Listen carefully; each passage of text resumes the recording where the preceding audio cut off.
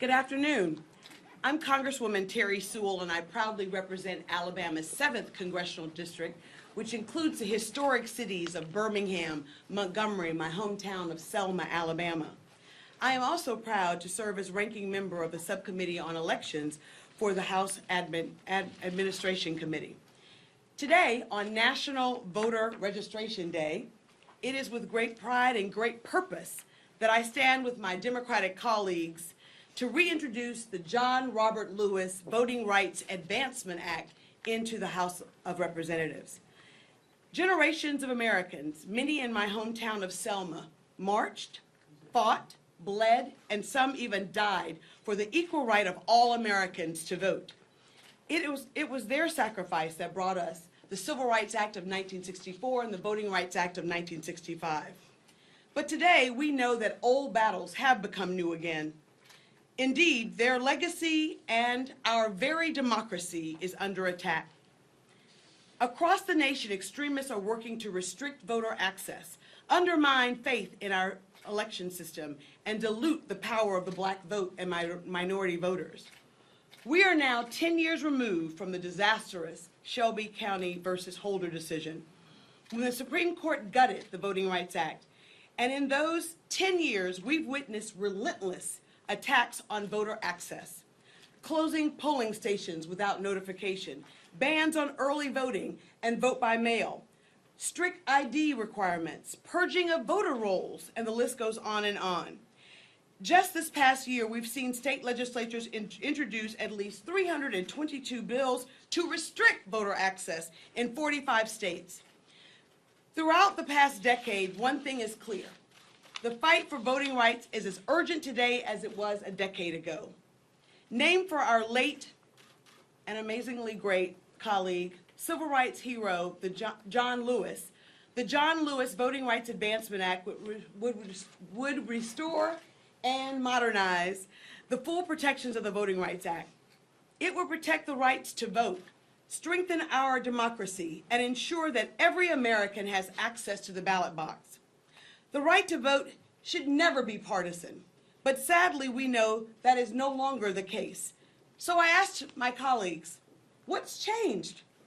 After all, the Voting Rights Act was reauthorized 5 times with large bipartisan majorities, most recently in 2006, when it passed 98-0 in the Senate and was signed by Republican President George W. Bush.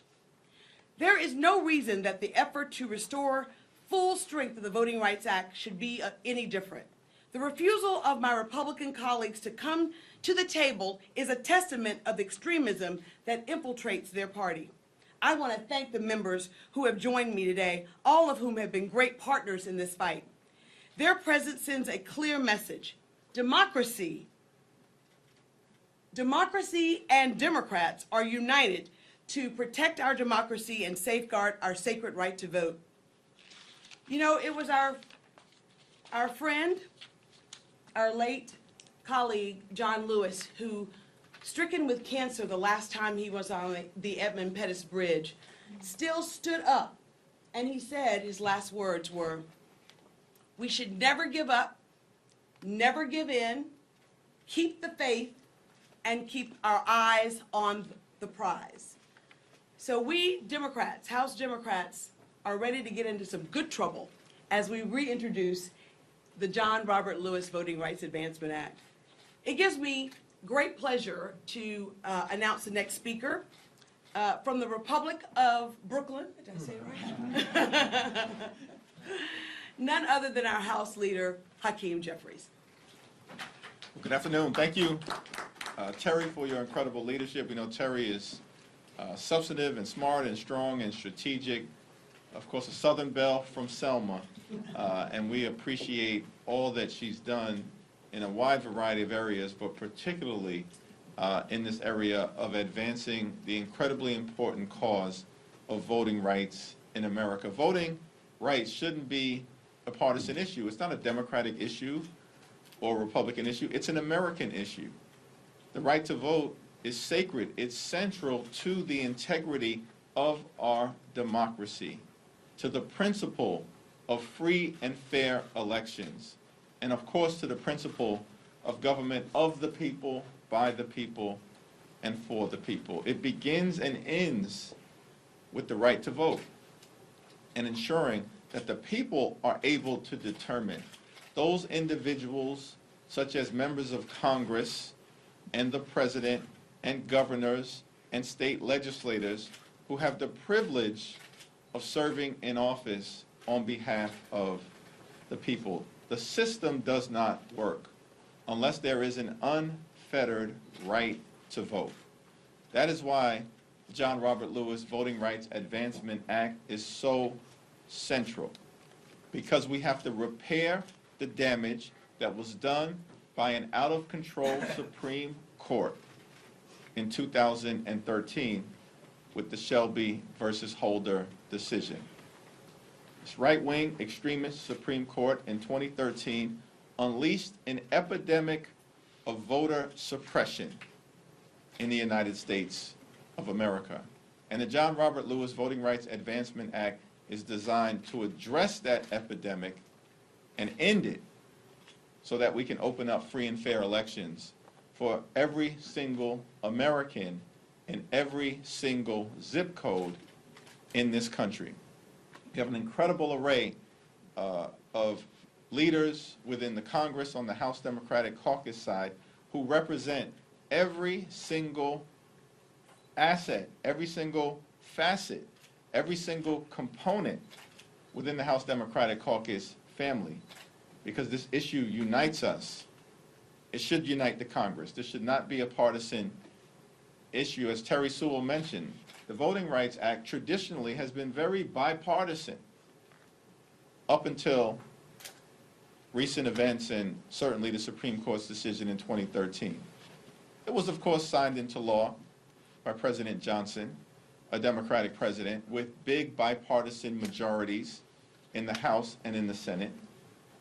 But it was reauthorized in 1970 by Richard Nixon, a Republican president, reauthorized again in 1975 by Gerald Ford, a Republican president, reauthorized again in 1982 by Ronald Reagan, a Republican president, reauthorized again in 2006 by George W. Bush, a Republican president. This is not a Democratic issue or a Republican issue. It's an American issue, and we are urging the Republicans in this Congress to shake the poisonous partisanship that has brought you to this point of trying to undermine the right to vote and stand on the shoulders of your 4 Republican presidents who were there trying to lift up the right to vote in the past. We're going to continue to show up and stand up and speak up until we end the era of voter suppression in this country and the John Robert Lewis Voting Rights Advancement Act is over the finish line. It's now my honor to yield to our great House Majority Whip from the Commonwealth of Massachusetts, Catherine Clark. I like the ring of that. Thank you to Leader Jeffries and to all my colleagues who stand here and represent our entire Democratic caucus. And a special thanks to Congresswoman Terry Sewell for leading the charge to preserve, to protect, and defend our nation's greatest treasure, free and fair elections. And thank you to all my colleagues who are here to honor the legacy of our friend, this bill's legendary namesake, Congressman John Lewis. Congressman Lewis believed there is nothing more precious, no tool more powerful than a freely cast ballot. But nearly 6 decades after he marched across the Edmund Pettus Bridge, extremists are still trying to take away that sacred right to vote. Those anti-democratic forces believe their ideas are the only ones that matter. They only want to advance their ideology, strengthen their power, at the expense of everyone else's. That's why they started the big lie. That's why they waged an insurrection on our Capitol. That's why they've introduced hundreds of voter suppression bills since January 6th, because they believe the voting booth should only admit those who look and think like them. If we want to preserve government by the people, if we want to defend all that Congressman Lewis fought for, we need to take action now. Our right to vote wasn't handed to us. It wasn't freely granted. It was fought for in Birmingham and Atlanta, in Selma and Seneca Falls. As Congressman Lewis put it, democracy is not a state. It is an act, and each generation must do its part. Now it's time to do our part and get this bill to President Biden's desk.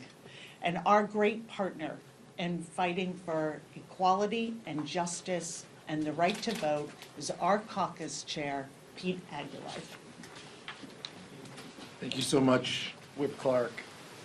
I remember Whip Clark working with John Lewis on the House floor when Leader Jeffries talks about showing up, standing up, and speaking up. So thank you for your leadership. And thank you, Terry Sewell, for yours. The right to vote is sacred because our fellow Americans have given their lives for it. John Lewis knew this, and he fought every day he was here in Congress for this right. And so it's in his memory that we carry this legacy forward. Because despite the progress that we've made as a nation, we continue to witness assaults on our very democracy. We're living in a world where young people are growing up with fewer rights than their parents and their grandparents. And that's true with respect to voting rights and so many of our freedoms. MAGA extremists want to go backwards against the progress that we've made, shutting out millions from democracy. The American dream will never be realized until our ballot box is in reach for every American. We will keep pushing for laws like the John Robert Lewis Voting Rights Advancement Act to strengthen the bedrock of our democracy and to protect the right to vote for every American. It will take all of us to carry on the legacy of John Lewis, as someone who has a long shadow, a legacy of helping our country, helping our caucus, and helping the great people in South Carolina, is our leader, Jim Clyburn. Thank you very much, Mr. Chairman. John Lewis and I first met as college students, 19-year-old college students, back in 1960. And several years ago, in the Shelby v. Holder case, when the Supreme Court handed down that decision, John and I talked a lot about the efforts that we had undertaken as college students and what that decision meant. We started talking about the throwback to those years when people in the South, most especially, were subjected to such indignities like counting or determining how many beans, jelly beans were in a jar in order to qualify to vote. I'm asked to interpret the Constitution for people who could not even read the Constitution. But then, in the run-up to the last presidential election, I started hearing things, started seeing things that reminded me not so much of what we did out on the streets in the 1960s, but it reminded me of the things I was studying in the classrooms. And one thing particularly came to mind. And I went back and I did the research to find it, and I found it in this document. And it was a memorandum written by a man named Martin Witherspoon Gary, a Confederate general from Edgefield, South Carolina, who wrote a memorandum instructing Wade Hampton and others on how to go about nullifying the impact of the newly and formerly enslaved African Americans who in the South were showing up in great numbers and holding office, and they decided in the 1876 presidential election to nullify those votes. And all that I was hearing during that campaign, and what I heard during that dreadful day that the insurrection took place in this building, is all in this document. This is nothing new. I'm convinced that those on the other side either studied it or were taught it. And they did, after the elections, exactly what's in this document. So this is not an issue that ought to just unify the members of this Congress. This should unify the people of this country. Because unless we are looking forward to reliving those days of Jim Crow that followed the slaughterhouse cases of 1872, just like Shelby v. Holder, we are in for some tough times unless we can reauthorize this John R. Lewis Voting Rights Advancement Act, which will protect the franchise for people who are really believers in this democracy, people who have given their all to make sure that everybody has a free, unfettered right to vote. And we're not going to do that unless we can rally the American people to do the things that are necessary to maintain this democracy and our greatness as a country. And with that, I'm pleased to present Mr. Rick Marlett. Thank you, sir. Thank you, Mr. Clyburn, for your lifetime of leadership, your eloquence and your passion on this. And I want to thank my colleague and friend, Terry Sewell, for her years of leadership on this critical bill and in the fight for the right to vote. And thank you to everyone who's on the stage today. This is a remarkable gathering. I'm so grateful to be with all my colleagues, particularly grateful to Leader Jeffries for providing me with the opportunity to help lead the fight for the protection and strengthening of our democracy as the ranking member of the Committee on House Administration. We're all here because we recognize the incredible, magnificent power embedded in our freedom to vote. We're also aware of the magnitude of the threat to the system of government and the harm done to families across this country when people's voices aren't heard. We're reminded of this back in my hometown of Rochester, New York. I never grow tired of explaining to folks Rochester was home to two of America's most passionate, iconic, and well-known advocates for voting rights, Frederick Douglass and Susan B. Anthony. We take very seriously in my community the ties to that sacred history. We also have a poignant connection to John Lewis. On Bloody Sunday in 1965, when John Lewis was bloodied and beaten, it was the nuns of the Sisters of St. Joseph of Rochester, New York, who gave him first aid. And he often credited them with saving his life. The first time I had the privilege of meeting Congressman Lewis, I was a state legislator, and he came up to Rochester and met with my predecessor and dear friend Louise Slaughter, who hosted Congressman Lewis for a visit to Rochester, and he insisted on visiting and being reunited with the nuns in the mother house at Sisters of St. Joseph. And today a mural of John Lewis resides in downtown Rochester, not far from my office, but also not far from a statue of Frederick Douglass and from where he wrote the North Star newspaper. And in that, Douglass wrote, "The liberties of the American people are dependent upon the ballot box."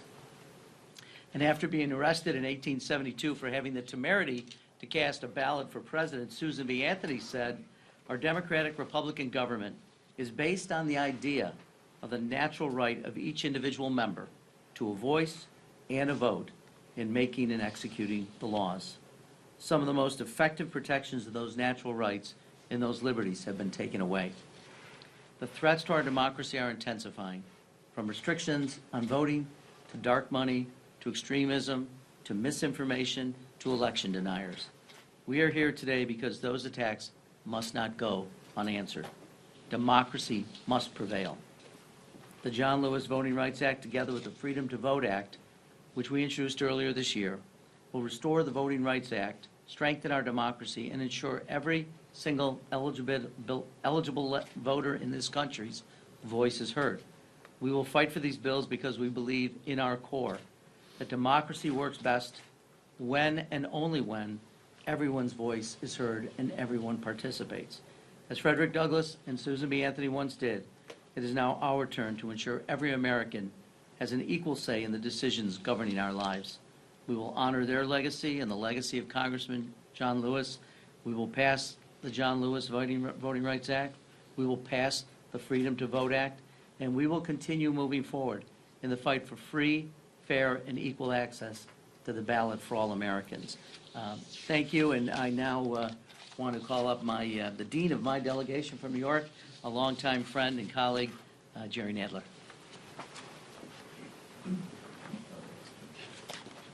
Well, thank you very much. I want to thank Terry Sewell for her longstanding leadership on this essential legislation. Voting rights are under renewed and sustained assault across the country, and we must pass this bill now to restore the promise of the Voting Rights Act. After a series of troubling Supreme Court rulings, which have enabled voter suppression efforts by states and localities, the need for a revitalized Voting Rights Act has never been greater.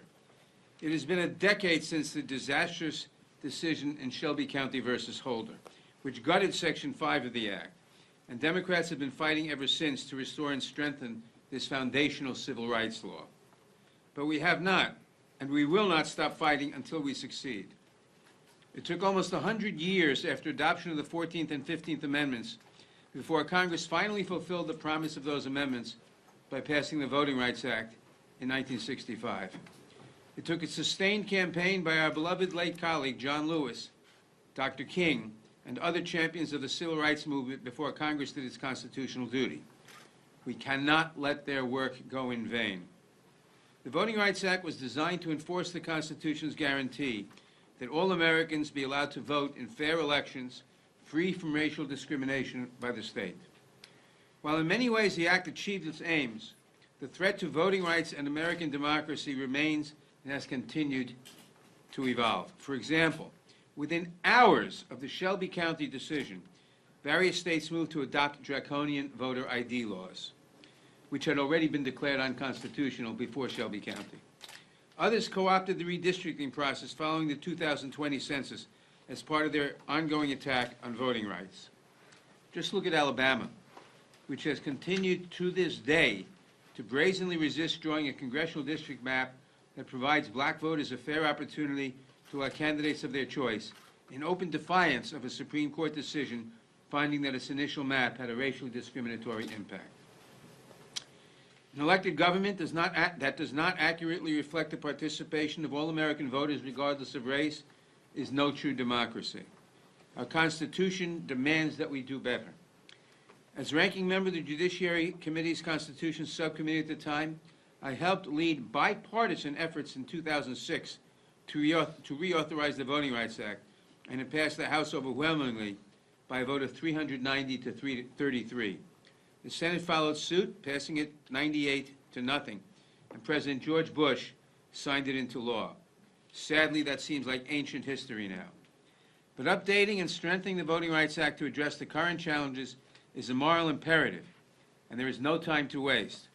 I hope Congress will honor the sacrifices of those who marched, struggled, and even died to secure the right to vote, and will rediscover the bipartisan spirit that once animated our work to protect the rights of all Americans to vote. I thank Terry Sewell and the other sponsors of this legislation and our distinguished leadership, and I urge swift passage of the John R. Lewis Voting Rights Advancement Act. Now it gives me great pleasure to introduce a fighter for civil rights and civil liberties, Steve Horsford. Good afternoon. Thank you to the ranking member, to Leader Jeffries, to our distinguished leadership. I'm Representative Stephen Horsford, representing Nevada's 4th Congressional District, and I currently serve as chair of the Congressional Black Caucus. First, let me thank my esteemed colleague and dear friend, Representative Terry Sewell, for your tremendous leadership, your resolve, and your perseverance for continuing this important work on behalf of the Congressional Black Caucus and the namesake of this legislation, Representative John Lewis. Voting rights is and always has been the CBC's North Star. The late Congressman John Lewis said, "The vote is precious. It is almost sacred. It is the most powerful nonviolent tool we have in a democracy." Sadly, right now, that tool is under threat. It is fitting that on today, National Voter Registration Day, we reintroduce the John R. Lewis Voting Rights Advancement Act to protect the tool and to restore and modernize the protections of the Voting Rights Act of 1965. As we speak, extremists at the local, state, and local levels are running the table with every tactic in their arsenal to keep people, particularly black people, from the ballot box. To date, more than 322 bills to restrict voter access has been introduced in 45 states around the country with the aim of closing polling locations, curbing early voting and voting by mail, and imposing stricter voter ID requirements. To be clear, these efforts are coordinated, they are well-funded, and they are targeting our communities.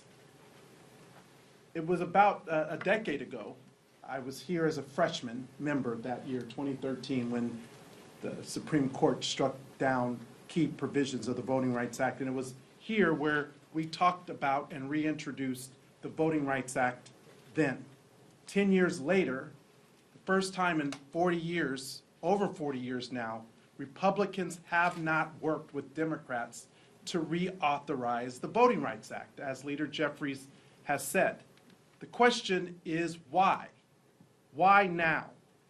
What is stopping you from joining us to protect fundamental rights of all Americans? For generations, people have marched, they've fought, and even died for this right to vote. And it's a shame that some would use partisan politics to bring us to this point, that we can't simply agree that the access to the ballot box should be a right afforded to every American. So my question to Republicans is, will you sponsor this legislation, and will you work with us here in the House and in the Senate to pass this legislation this Congress? Since the Voting Rights Act of 1965 was enacted, it has been reauthorized 5 times with large bipartisan majorities, most recently in 2006 and since. But we cannot and we will not allow extremists to tear down our democracy. The Congressional Black Caucus will continue to fight against the voter suppression that plagues our country and impedes access to the ballot box, particularly for communities of color. We will continue to stand strong against any and all efforts to subvert the will of the American people, whether it is the effort to overturn our election on January the 6th or efforts to silence or expel members from the state houses who advocate for a better and safer community. Enough is enough. We're calling for our Republican colleagues to return to this bipartisan tradition and to put people over politics. I'm pleased to be able to be joined with colleagues from the Tri-Caucus and representing the Congressional Hispanic Caucus, Representative Veronica Escobar. Buenas tardes. Good afternoon, everyone. It is my absolute privilege and honor to be here with champions for our democracy, my colleagues. And I am so grateful to my friend, Representative Terry Sewell, for her unyielding leadership, not just on this issue, but on many issues. And especially thank you, Representative Sewell, for continuing to uphold our beloved colleague, John Lewis's legacy. As Representative Horsford mentioned, I'm here representing the Congressional Hispanic Caucus, and voter suppression doesn't just impact Black communities. I represent El Paso, Texas, a community that is 85% Latino.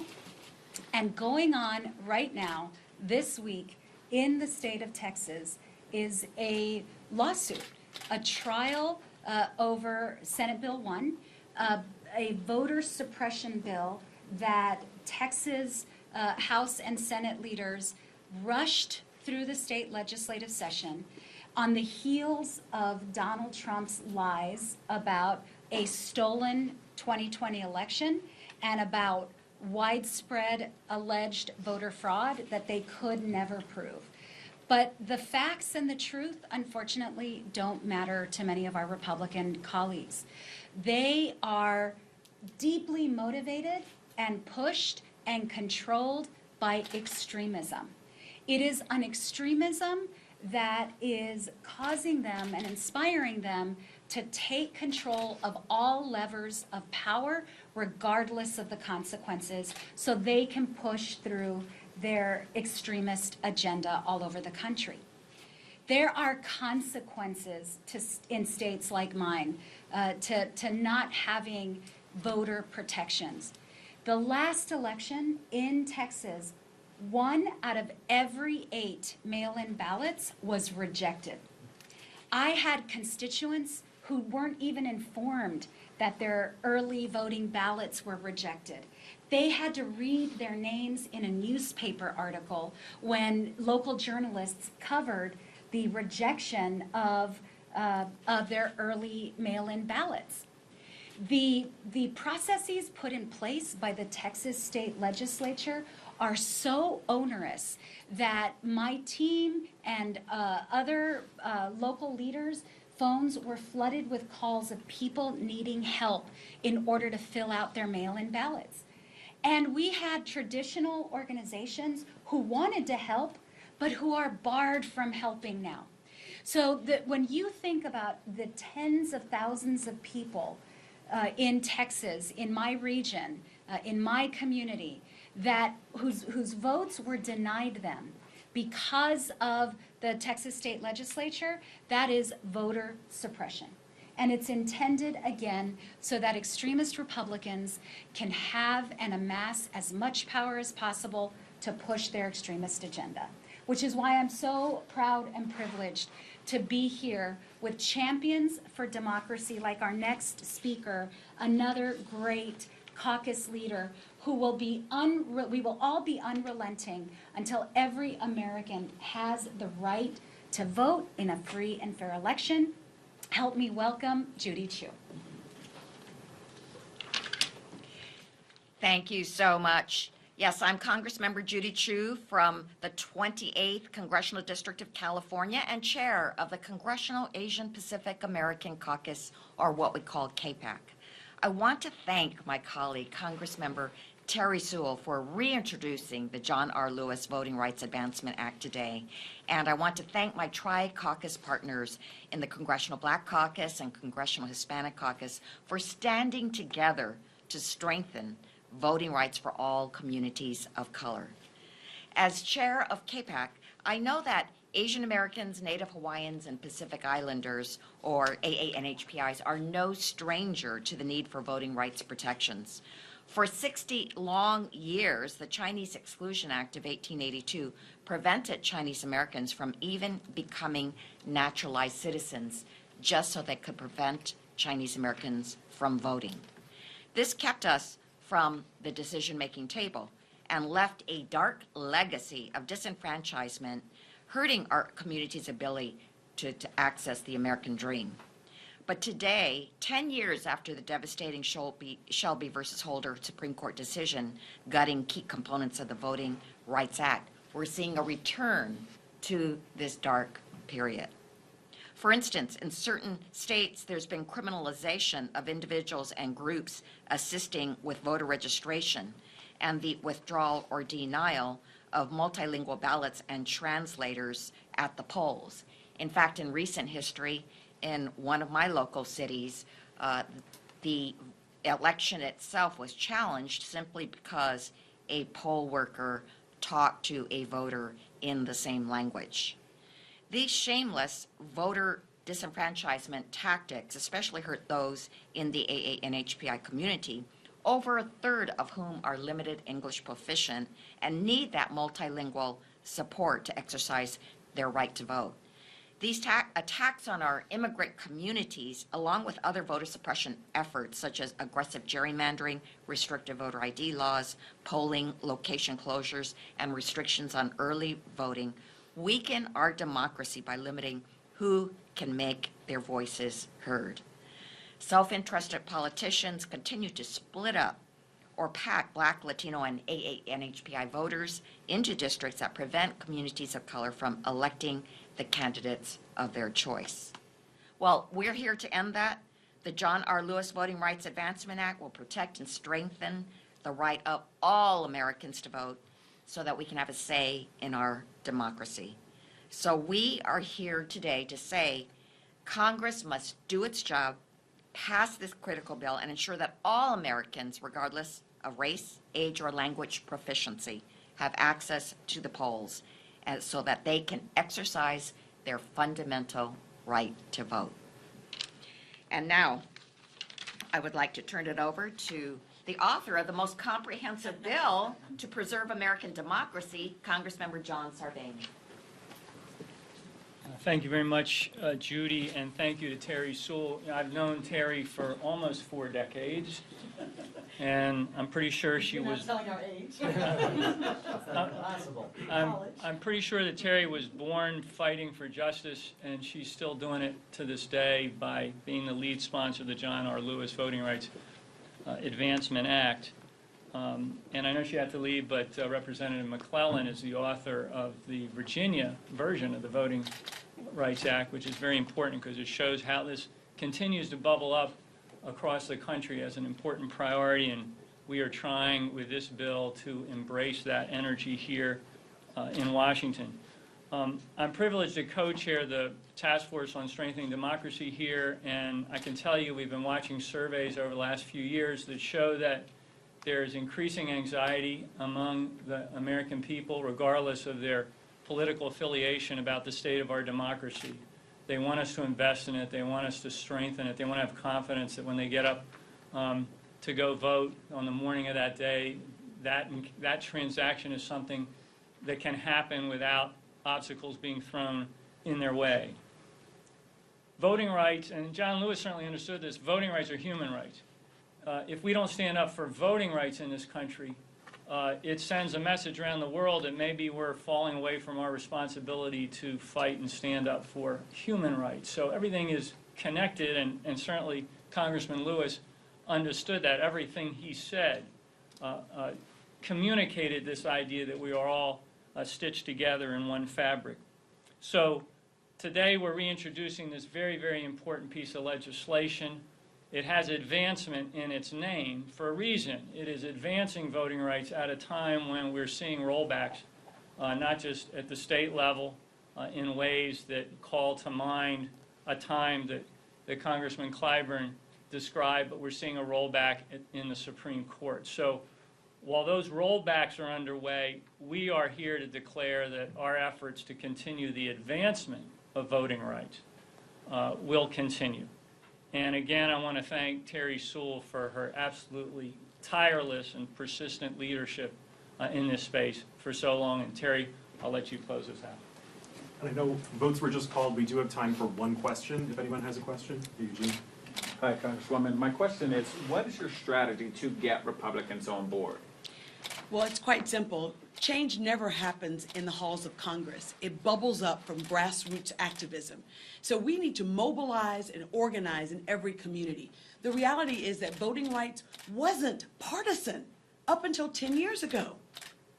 And so the question really is, why are our Republicans not joining us in making sure that we have this very important protection for our voters?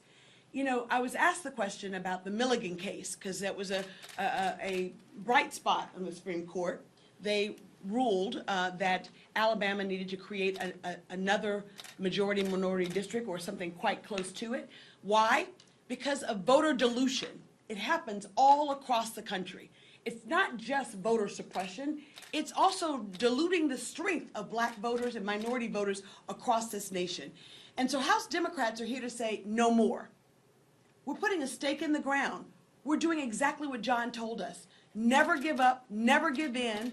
We are keeping our eyes on the prize, and that is to make sure that every American has an equal right to vote in this democracy. Thank you.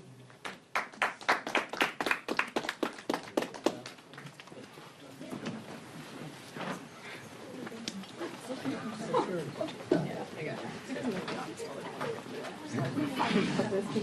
it.